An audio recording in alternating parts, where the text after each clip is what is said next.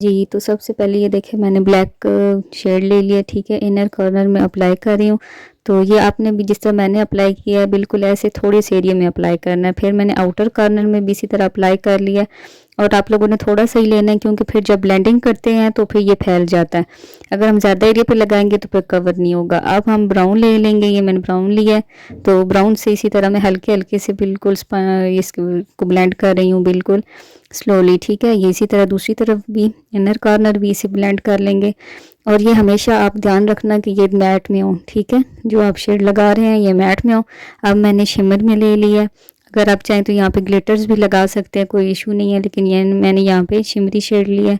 तो ये देखें मैंने यहाँ पे ये अप्लाई कर दिया। तो इसको ऐसे टैप करके तो अप्लाई करें।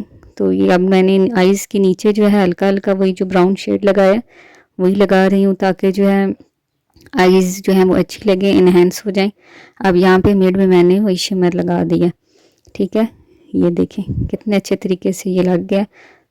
ये देखें कितना ग्लैमरस और कितना ब्यूटीफुल मेकअप है। आप लोग भी घर पे ज़रूर ट्राई करें, बहुत आसान है।